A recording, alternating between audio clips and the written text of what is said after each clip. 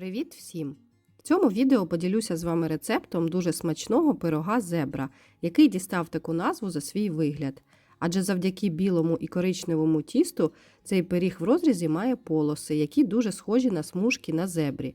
Саме цей рецепт буде на сметані, і на мою думку він найвдаліший. Пиріг виходить дуже м'якеньким і навіть на наступний день таким і залишається. Тож готуємо.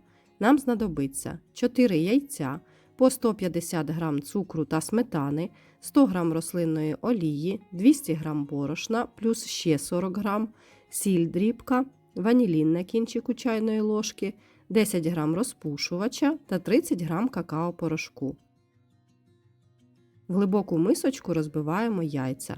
Бажано, щоб інгредієнти були кімнатної температури, тому заздалегідь дістаньте яйця та сметану з холодильника. Додаємо сюди дрібку солі та починаємо збивати міксером на середніх обертах до пишності яєць. Приблизно на протязі кількох хвилин збиваємо і далі поступово підсипаємо цукор, продовжуючи збивати. Тут я вже збільшила оберти міксера до максимальних, щоб було швидше. Потрібно вмішати повністю весь цукор та збити до посвітління та пишності яєць. Весь процес збивання у вас займе від 3 до 5 хвилин. Ось така світла та пишна маса у вас повинна вийти. Додаємо сюди сметану. Жирність моєї сметани 20%, але 15% також підійде. Слідом вливаємо рослинну олію та додаємо дрібку ваніліну або чайну ложку ванільного цукру. Обережно перемішуємо все лопаточкою або міксером на низьких обертах, щоб не втратити пишності збитих яєць. Борошно об'єднуємо з розпушувачем та перемішуємо. Всипаємо до рідких інгредієнтів. Якщо у вас борошно не просіяне, то обов'язково заздалегідь його просійте. Об'єднуємо всі інгредієнти до однорідної маси без грудочок борошна. Знову ж таки, можна вінчиком чи лопаткою або міксером на низьких обертах. Повинна вийти ось така однорідна і доволі рідка маса. Далі тісто потрібно розділити на 2 плюс-мінус однакові частини. Можна скористатись кухонними вагами або відміряти тісто черпаком або ложкою. У вас повинно вийти 2 мисочки з білим тістом. В одну мисочку додаємо 40 г просіяного борошна і перемішуємо вінчиком до однорідності. Повинна вийти гладка маса без грудочок.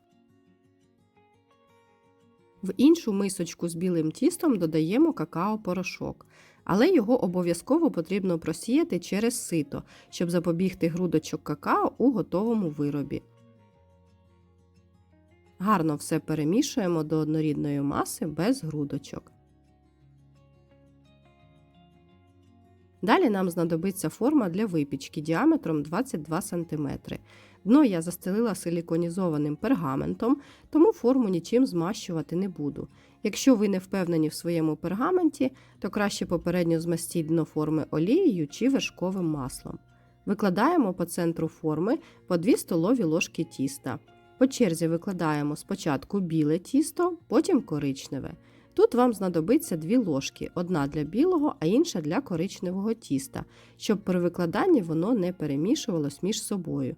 Тоді після випічки ваш пиріг в розрізі вийде з гарними чіткими лініями.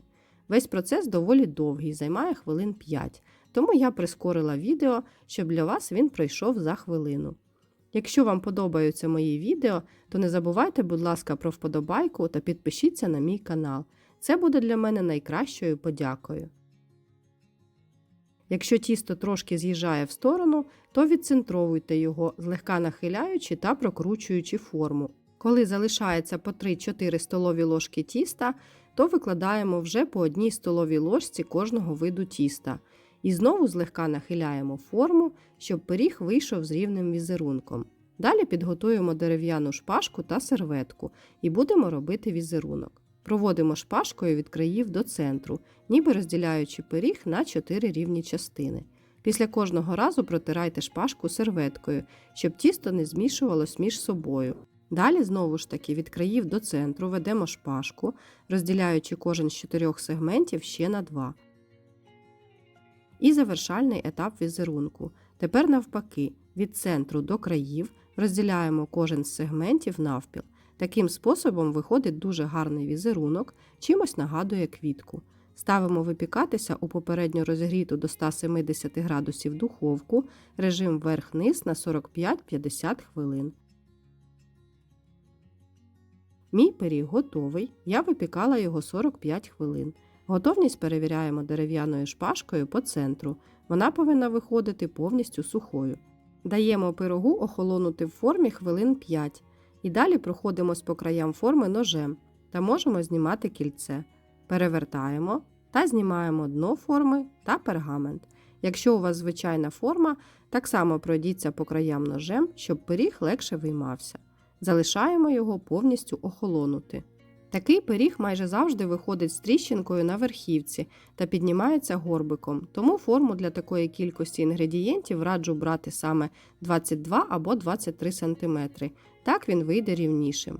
Після охолодження нарізаємо і можемо заварювати запашну каву або чай. Пиріг виходить надзвичайно м'якенький та пористий. Він дуже гарно виглядає в розрізі, а ще він дуже смачний.